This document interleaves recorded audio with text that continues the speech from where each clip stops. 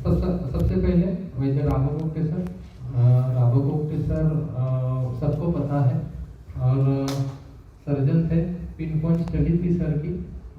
जब भी आयुर्वेद के बारे में चर्चा होती थी तो सर हमें आयुर्वेद का महत्व बताते थे।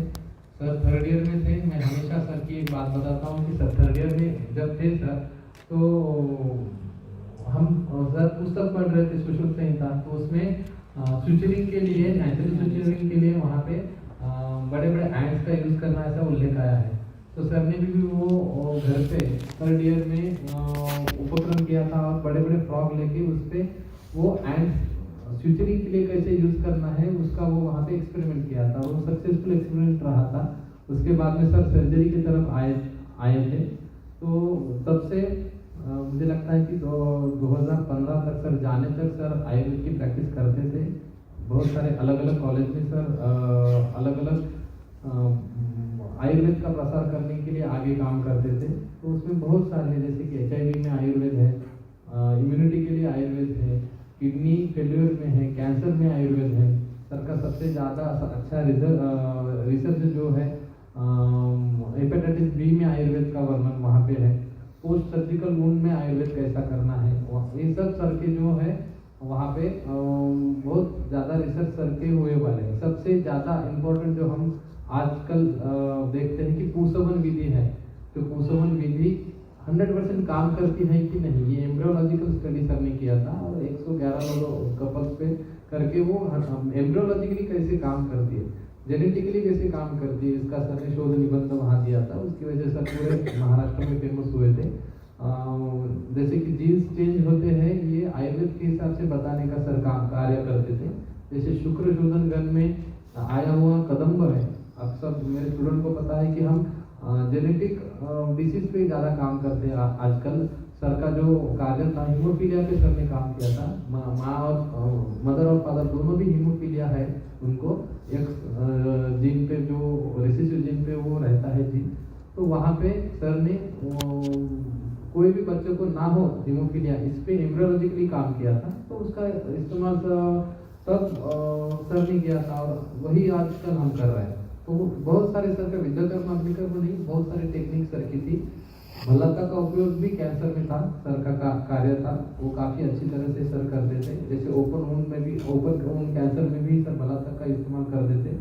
और केमोथेरेपी जैसे ही भल्लाता का कार्य सर का बहुत ज़्यादा फेमस था। तो बहुत सारा सर का कार्य था। और जो विद्याकर्म अग्निकर्म है, ये क्विक एंड फास्ट ट्रीटमेंट है, सबको पता ही है। और ये हर एक प्रकार से अलग अलग तरीके से कैसे यूज़ करनी है, ये हमने गोपे सर से ही सीखा है। तो आज सर को नमन करके मैं आगे बढ़ना चाहूँगा। नेक्स्ट, आज का टॉपिक जो है ना बहुत ही अलग है। गोपे सर कहते थे कि जब आप 1000 लोगों को कोई चिकित्सा सक्सेसफुली जब तक करते नहीं तब तक बताना नहीं कि हमने किया है। खाली एक पेशेंट पे आप कर रहे हो और एक पेशेंट के रिजल्ट आप दे रहे हो और पूरी दुनिया को बता रहे हो, तो ये गलत है। सर तो 5000 बोलते थे। जैसे कि अग्निकर्म अपुनर्भव चिकित्सा है, लेकिन वो 100% हम कैसे बोल सकते। तो सर ने उस पर काम किया था। सीधा सीधा सबसे ज़्यादा अग्निकर्म कौन से व्याधि में होता है, कॉर्न में होता है। सर ने कॉर्न के पेशेंट लिए और कॉर्न पे अग्निकर्म किया। उन पेशेंट को 5 साल बाद, 10 साल बाद, 15 साल बाद लेटर लिखा, भाई तेरे को मैंने अग्निकर्म किया था ये दिन, तो वो अभी कैसा है। वो 100 लेटर जो भेजे थे उसमें से 88 लेटर हमारे पास है अभी भी, कि उन्होंने कहा लेटर में आए वापस भेजा है कि हमें अग्नि फिर से कॉर्न नहीं हुआ। तो कॉर्न करते समय लोह शलाका से करना है, ताम्रपत्र से करना है, या रौप्य शलाका से करना है, या स्वर्ण शलाका से करना है, कौन सा अपुनर्भव है, इतना डेट में सर का कार्य था। तो जब तक हम 100,000 पेशेंट पे काम नहीं करते तब तक बताना नहीं। तो गोपे सर चले गए थे और हम कार्य कर रहे थे। तो मानस विकार के पेशेंट आते थे, ऑटिज्म आता था, उन्माद वाला आता था। मुझे याद है मैं सर के पास था तो एक सीमा देशमुख नाम की पेशेंट थी, मेरी पहली लाइफ की मानस रोग की पेशेंट थी, सिजोफ्रेनिक पेशेंट थी एंड एक्टिव सिजोफ्रेनिया में आई थी। इतना ज़्यादा संशय था, इतना ज़्यादा चिल्ला रही थी। हम जैसे कहते कि पित्त उन्माद, उसके बॉडी पे वो कपड़ा भी रखने नहीं दे रही थी, इतना ज़्यादा एग्रेसिव स्टेज में था। और मैंने फ्राइडे को सर के यहाँ पे उसको विद्याकर्म करते समय देखा और सैटरडे संडे में विजिट को गया था नांदेड़ मंडे को आने के बाद वो एकदम से नॉर्मल बैठी थी। तो मैंने उसका कम से कम 1 घंटा उसकी पूरी हिस्ट्री ली थी कि तूने सेडेटिव तो नहीं लिए, तूने ट्रंक्विलाइजर तो नहीं लिए, एंटी डिप्रेशन तो नहीं लिए, कुछ भी नहीं लिया, तो 2 दिन में ऐसे कैसे हो सकता है? ये तो संभव ही नहीं है। जब हमने विद्याकर्म अग्निकर्म शुरू किया था वही गोपटे सर जाने के बाद, तो हम नांदेड़ में या बाकी जगह पे बताते थे लोगों को कि अरे हाथ ऊपर नहीं जा रहा है, हम विद्याकर्म को जा रहे हैं। लोग ऐसा बोलते थे पागल है क्या तुम, एक निडल से ऐसे कैसे हो सकता है? 2014-15 की बात, 13-14-15 की बात। तो हम करने लगे। एक बार वही लोग जो हमारे सीनियर वगैरह थे वो ओपीडी देखने को आए। ओपीडी देखते समय तो एक हॉल में 150 लोग बैठे थे वेटिंग के लिए, इतनी ज़्यादा भीड़ थी। तो वो भीड़ देख के उनको लगा कि हाँ विद्याकर्म कुछ काम कर सकता है, हम देखेंगे। और ऐसे बढ़ते गया।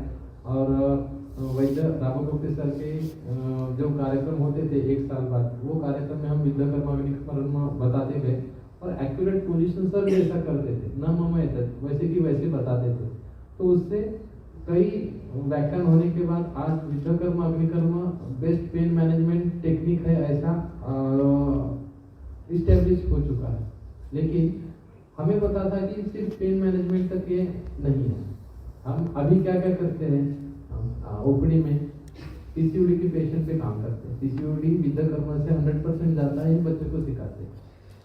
थायराइड 100% जाता है, जो हमें बाकी की ट्रीटमेंट देने की जरूरत नहीं है, हमें एंजियोस्पर्म जैसे काम करते हैं। तो इसमें सबसे ज़्यादा हिडन टॉपिक जो था, जो मानस विकार था। मानस विकार बाहर लाना है तो कैसे लाए, बताए तो कैसे बताए, क्योंकि तब तक तो मुझे तो खुद को एक्सपीरियंस ही नहीं था। तो वैद्य गोपटे मैडम थे तब, तो मैडम से कहा मैंने कि मैडम ऐसा ऐसा है और ये हम इतनी अच्छी तरह से रिजल्ट दे सकते हैं और इतने बच्चे सफ़र करते हैं, तो ये एक्चुअली एक्सपोज होना चाहिए, ये कैसे करना चाहिए। मैडम ने कहा कि आप काम करते जाओ, आपके जब तक 1000 पेशेंट नहीं होते तब तक आपको एक्सपीरियंस है, हम ऐसा नहीं बोल सकते।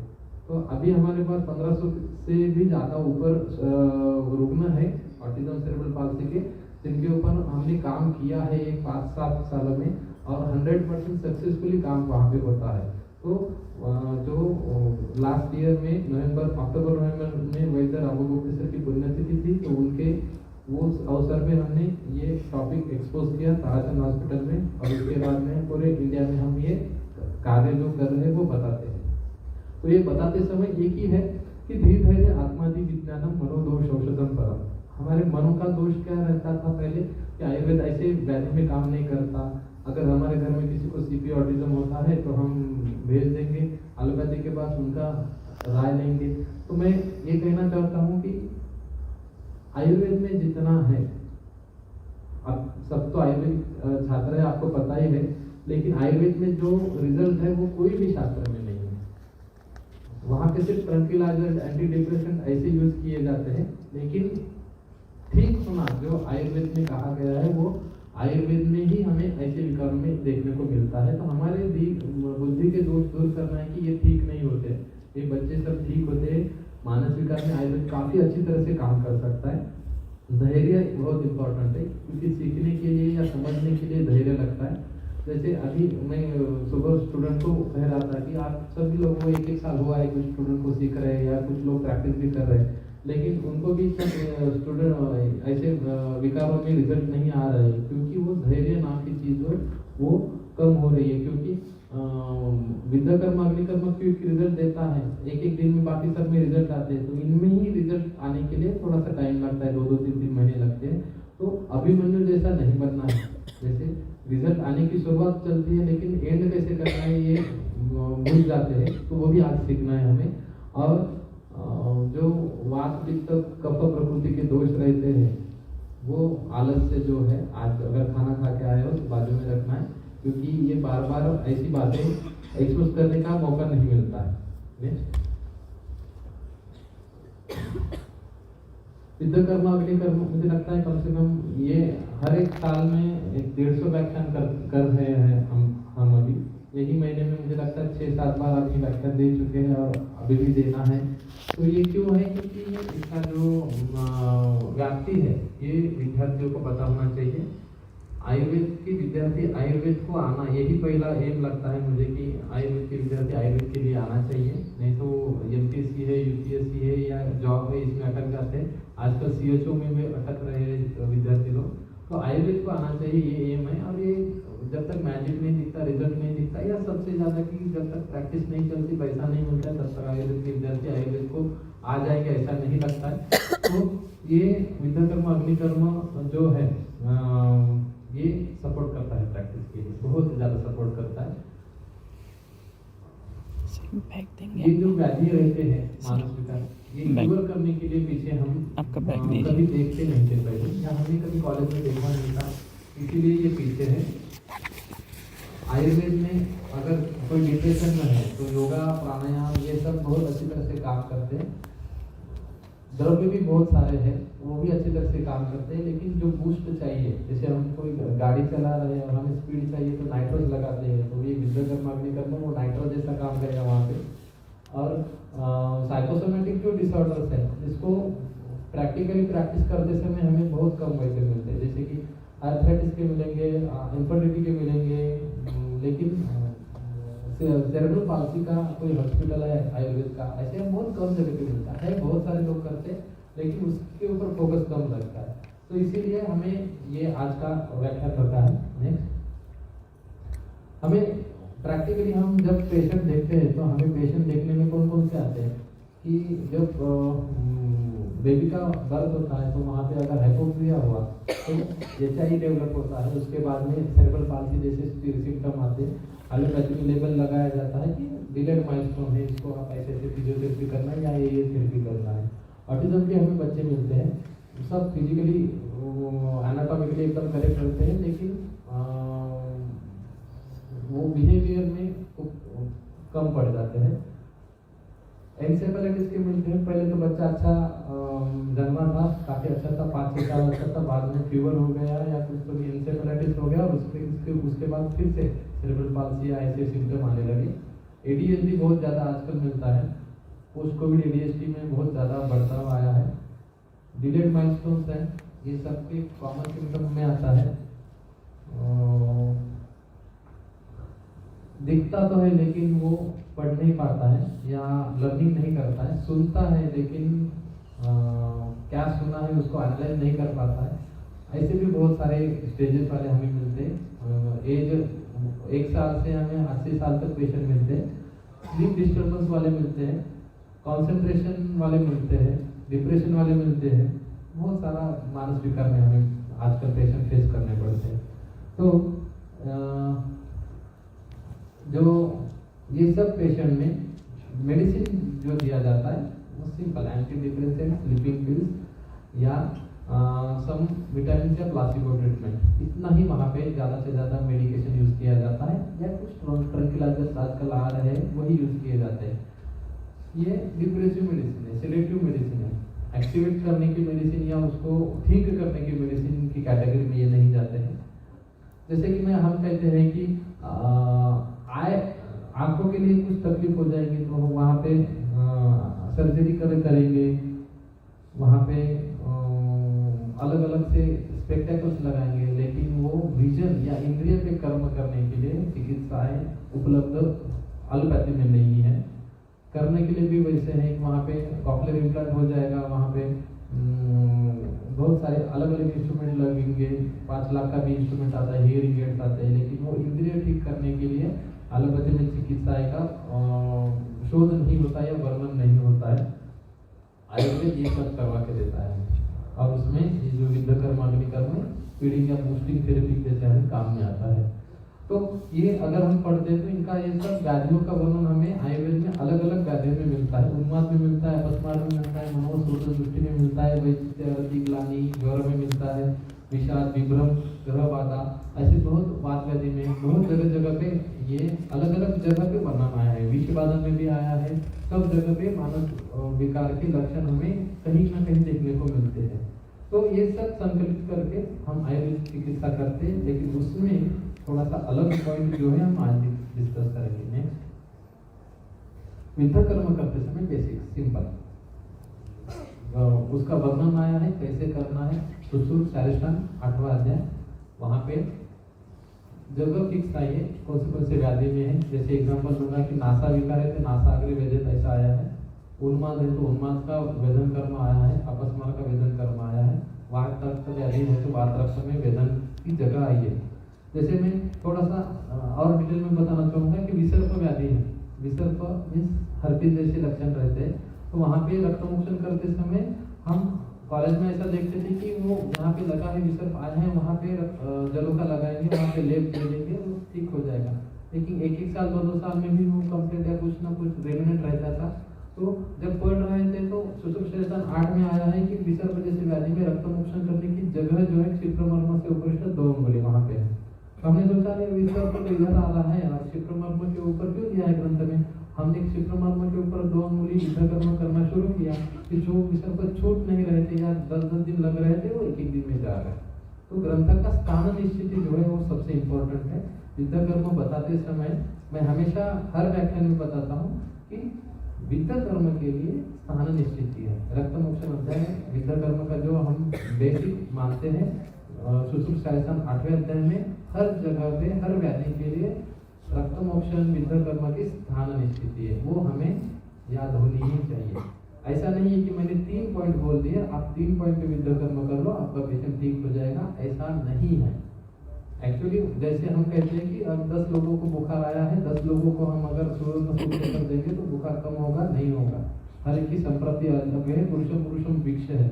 वैसे ही यहाँ पे भी है पुरुषम वीक्ष व्याधि वीक्ष, हमें वहाँ पे विद्या कर्म अग्नि कर्म का विचार करना है। अब ये सब आया है सुश्रुत संहिता में। अग्निकर्म जब विचार करते हैं तो अग्निकर्म का एक ही तत्व है अत्यग्रशूल्य दहन, जहाँ पे ज्यादा से ज्यादा वेदना है वहाँ पे दहन कर्म करना है, जहाँ पे वेदना नहीं वहाँ पे दहन कर्म नहीं करती। या हमें वो मांस भाग निकालने के लिए वो एकदम सिंपल है, लेकिन विद्या कर्म के लिए स्थान निश्चित है। विद्या कर्म करते कैसे सबको पता है, 26 नंबर की नीडल इस्तेमाल करते, 24 भी कर सकते। ध्यान में रखना है नीडल जो है फॉलो होनी चाहिए, एक्यूपंक्चर की नीडल यहाँ पे काम में नहीं आती। ये जो नीडल है यही नीडल है सबसे ज़्यादा हम यूज करते हैं। यही क्यों करते हैं तो यहाँ पे जो विद्या कर्म आया है तो उसका कितने डेप्थ में करना है इसका वर्णन है। जैसे वंशधर कला हमारी एक विधि है, व्याधि के अनुसार वहाँ पे हमें कहाँ पे वेदन कर्म करना है, कितने डेप्थ में जाना है वो देख के करते हैं। तो उसका जो नेक्स्ट वर्णन है वो व्रीहि के हिसाब से आता है। जो चावल रहते हैं बड़े बड़े तो उसके 1 व्रीहि 2 व्रीहि 3 व्रीहि अर्ध व्रीहि इसके हिसाब से वर्णन आया है गादियों में। तो वो व्रीहि में एक चावल है वो 11 से 13 mm लंबा रहता है और जो मैंने अभी नीडल बताई है वो भी 11 mm की रहती है। तो यही नीडल हमें काम में आती है। अग्निकर्म जो है अग्निकर्म करते समय पता है दाह चिकित्सा है, अपुनल है, अत्यग्रशूल्य दहन और शस्त्र क्षार अग्नि। अग्नि श्रेष्ठ है, चिकित्सा से काम नहीं हो रहा है शस्त्र से करो, नहीं तो क्षार से करो, नहीं तो अग्निकर्म से करो। विद्या कर्म करते समय जगह फिक्स है, अग्निकर्म के लिए क्या है अत्यग्रशूल्य दहन। नेक्स्ट उपकरण सबसे इंपॉर्टेंट। नेक्स्ट सुवर्णशला क्या है, यही सुवर्णशला का ज्यादा से ज्यादा काम में आती है। सुवर्णशला का जो है 14 कैरेट है, बेसिक है, बेसिक में बता रहा हूँ कुछ। 18 कैरेट में रहती है, 7 सेंटीमीटर लॉन्ग और 2 mm थिक रहती है और उसका एंड जो है वो 4 mm का है। ये जो एंड है यही इंपॉर्टेंट है क्योंकि अग्निकर्म जब हम करते हैं तो अग्निकर्म के 2-3 तत्व रहते हैं। एक पहला तत्व रहता है कि हमें जो भी अग्निकर्म करना है, अग्निकर्म से हम किस व्याधि के लिए कर रहे हैं। जैसे त्वगत करना है, गोदंत शलशला का त्वगतानाम, इतरलवा मांसगतानाम, तैलास्तिगुणस्नेहाः, क्षौत्र तैलास्तिगुणस्नेहाः, संध्यास्तिगतानाम। हमें जहाँ पे अग्निकर्म करना है वहाँ पे वो अग्नि लेके जाना है। तो अग्नि ही द्रव्याश्रयेण दहति, अग्नि द्रव्याश्रय से दहन कर्म करता है। तो अग्नि जो द्रव्य में आश्रय देने वाला है वो द्रव्य का इंपॉर्टेंस है, उसका गामित्व है। तो त्वगत करना है तो अलग अलग है, मांसगत करना है तो अलग अलग है, लेकिन सबसे श्रेष्ठ जो है सुवर्ण है, वो हृदय है। और सुवर्ण ये सप्त धातु पोषक है, सप्त धातु बल्य है, तो सुवर्णशला का ये श्रेष्ठ आती है। और उसका जो टचिंग सर्फेस है सबसे इम्पोर्टेंट है। अगर हम हरिद्रा से अग्निकर्म करते हैं तो वो कांवला में इस्तेमाल होता है, तो उसका जो टचिंग सर्फेस है वो हरिद्रा रहता है, वो वो कामला में करना, उसका इस्तेमाल होता है। तो ये सुवर्ण शलाका का टचिंग सरफेस सुवर्ण ही है। कुछ लोग आगे का ही सुवर्ण की शलाका बनाते हैं, लेकिन ये सिंपल सुवर्ण शलाका एक बार बनाएंगे तो काम में आ जाएगी। ये उन्माद अपस्मार में बहुत अच्छी तरह से हमें यूज होती है।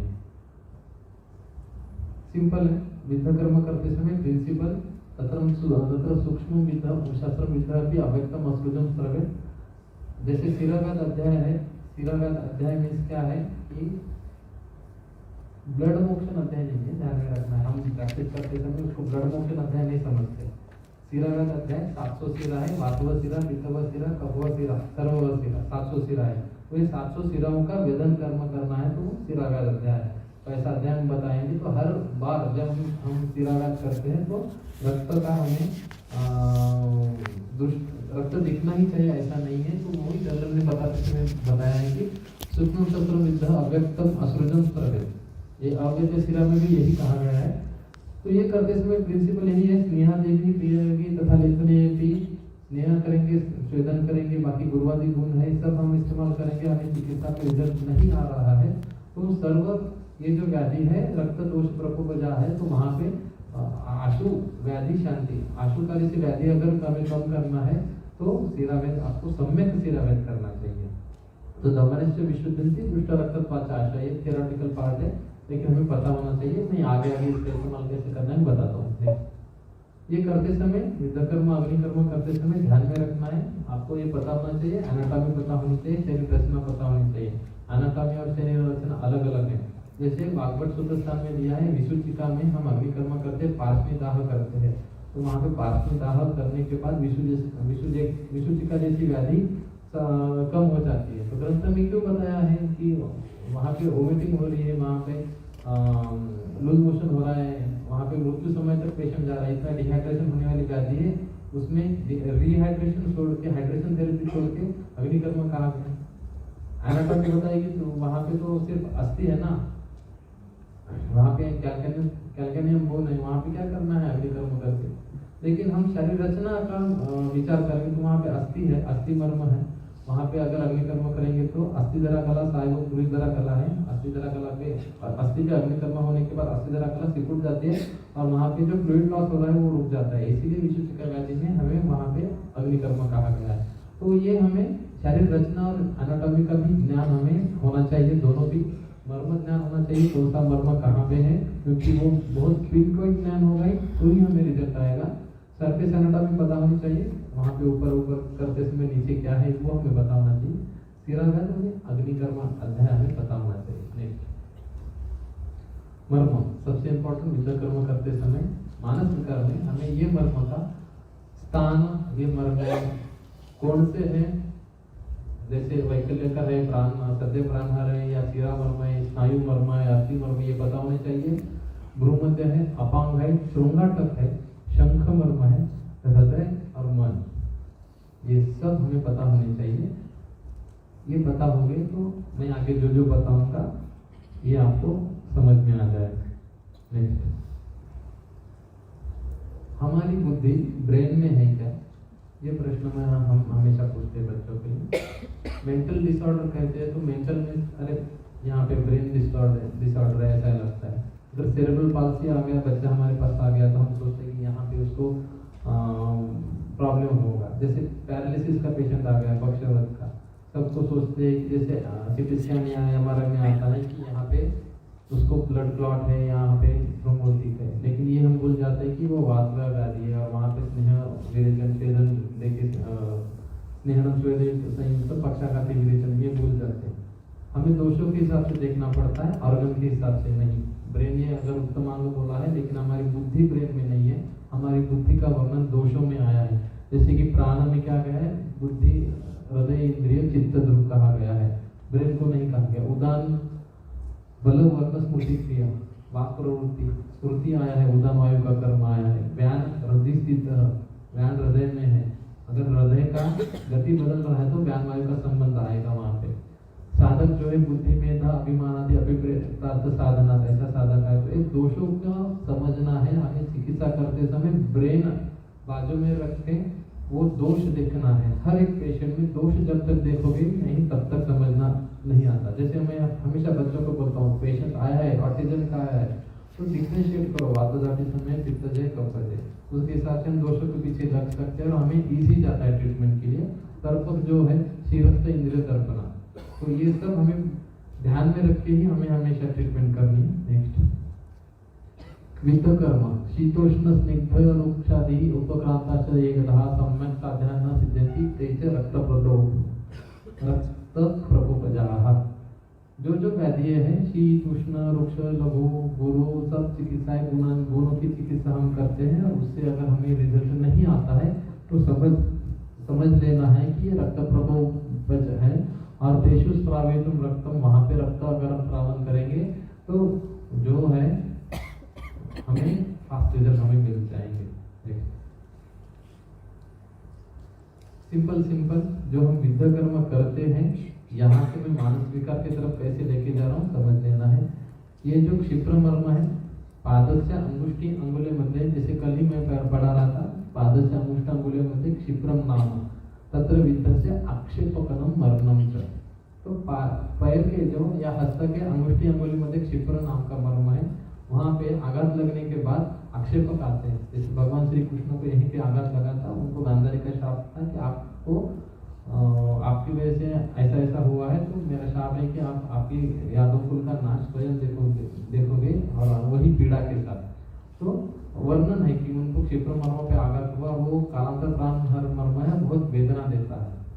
तो ऐसी क्या बात होती होंगी जो हमारे मर्म पे आघात होने के बाद पूरे बॉडी में आक्षेपक आ रहे हैं, इतना क्या होता होगा, ये हमें ध्यान में रखना चाहिए। किसी को हाथ नहीं रहता तो उसको तो आक्षेपक तो नहीं आते ना, इसीलिए मर्म का जो पॉइंट है वो बहुत इंपॉर्टेंट है। वहाँ पे आघात होने के बाद आक्षेपक आते हैं।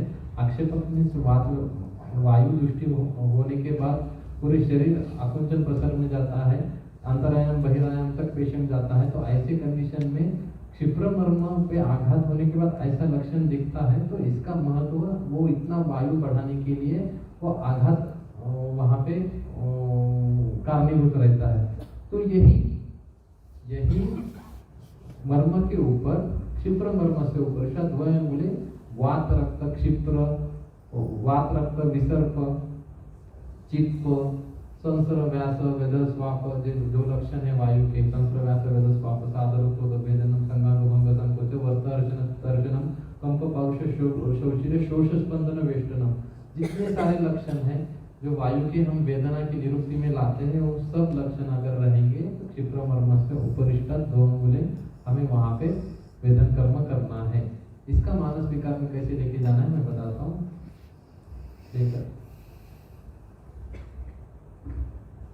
यह है जिह्वा मूल का,